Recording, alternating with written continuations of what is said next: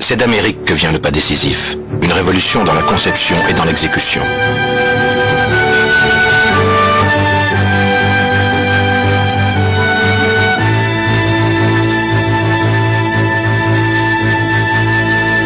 En 1908, Henry Ford a l'intuition qui bouleversera l'industrie. Il imagine l'automobile la plus simple à produire, la plus rustique, celle qu'aura envie d'acheter l'Amérique profonde, la fabuleuse Ford T. La transposition au XXe siècle du chariot bâché des pionniers de la marche vers l'Ouest. Little old Ford rambled right along, and the little old Ford rambled right along. The gas ran out in the big machine, but the darn little Ford don't need gasoline. The big limousine had to back downhill, but the blame little Ford is going up still. When it runs out of dope, just fill it up with soap, and the little Ford will ramble right along. Objectif de Ford, mettre le modèle T à la portée de toutes les bourses. Pour cela, il faut changer radicalement le mode de production, donc la façon dont les ouvriers travaillent. Alors qu'il entreprend la réorganisation de son usine, Ford découvre les idées de l'ingénieur Frederick Taylor. Tout va déjà bien plus vite, mais l'usine ne produit que 200 voitures par jour. La transformation la plus révolutionnaire est encore à venir. Ce n'est plus l'ouvrier qui se déplace, mais les éléments de la voiture qui sont amenés jusqu'à lui. L'homme se tient maintenant à un point fixe et répète indéfiniment le même geste. La chaîne est née. Par une succession d'opérations élémentaires, effectuées à une vitesse constante, la voiture sort, montée de toutes pièces.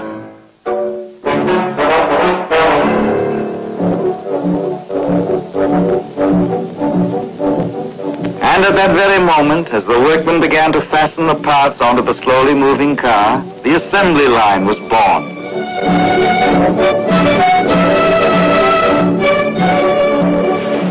Les pièces détachées sont amenées par un réseau de convoyeurs à bande jusqu'à leur destination exacte dans la chaîne.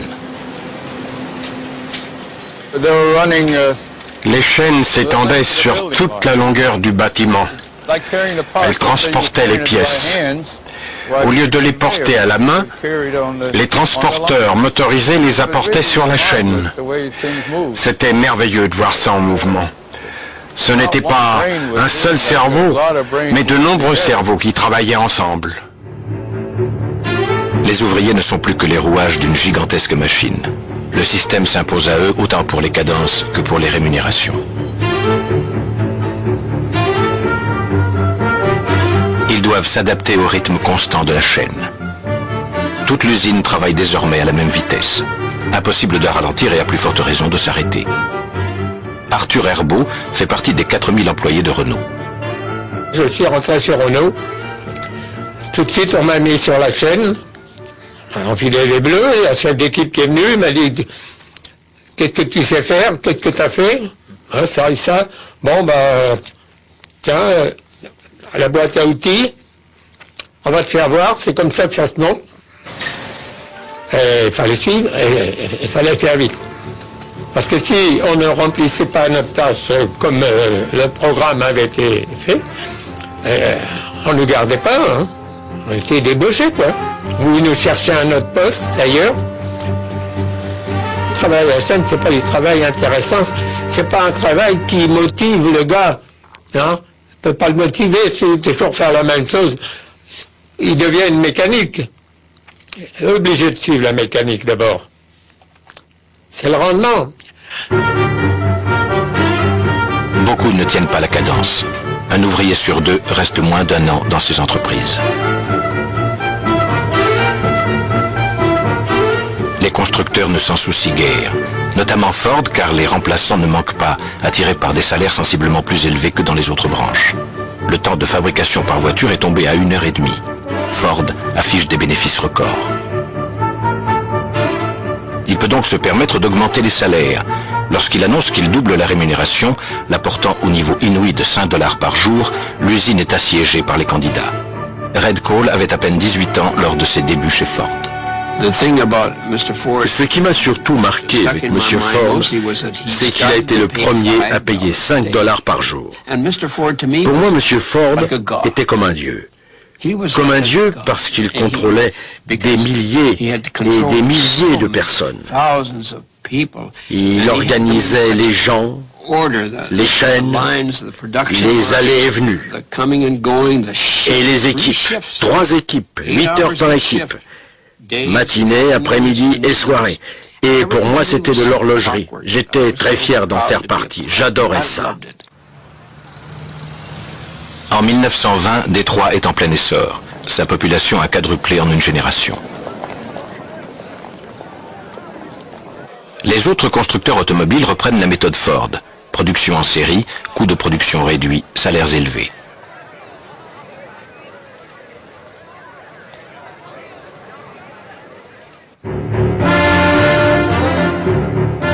Ford décide de construire une nouvelle usine, celle de ses rêves. Ce sera la plus grande du monde, avec 80 000 personnes. À Rivière-Rouge, des milliers de tonnes de charbon, de fer, de sable entrent d'un côté, tandis que 2500 modèles T sortent par l'autre chaque jour.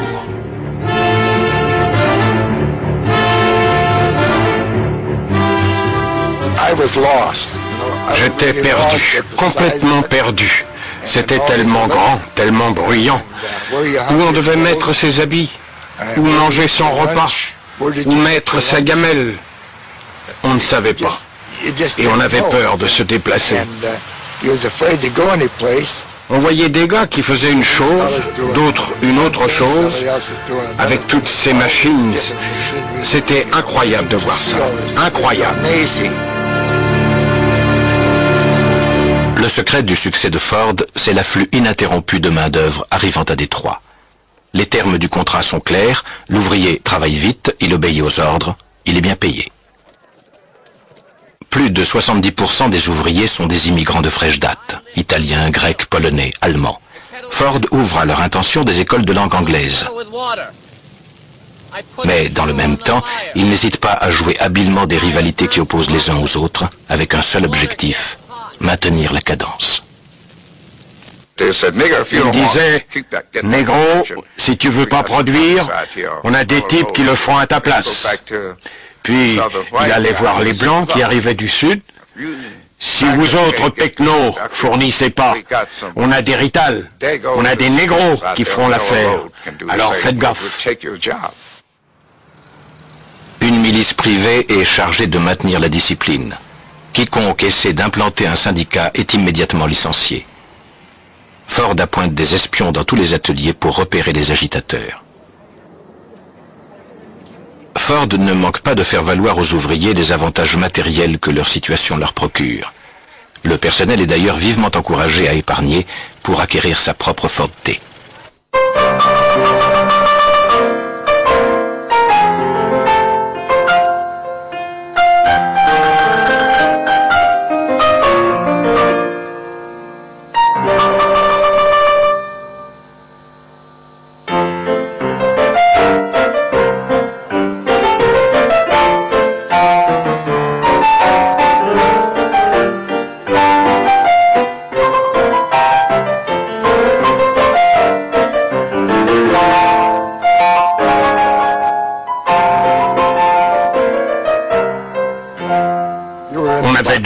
On pouvait se payer ceci et encore cela, et même une voiture neuve. En 1924, le 10 millionième modèle T sort de la chaîne. À grand renfort de publicité, Ford fait parcourir à sa fameuse voiture les États-Unis d'une côte à l'autre et du nord au sud. C'est tout un pays qui célèbre la révolution de la chaîne.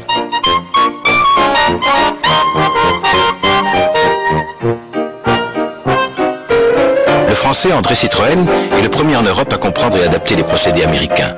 Il entend atteindre le plus grand nombre grâce à ses voitures à bas prix, à la publicité et à la standardisation des pièces de rechange.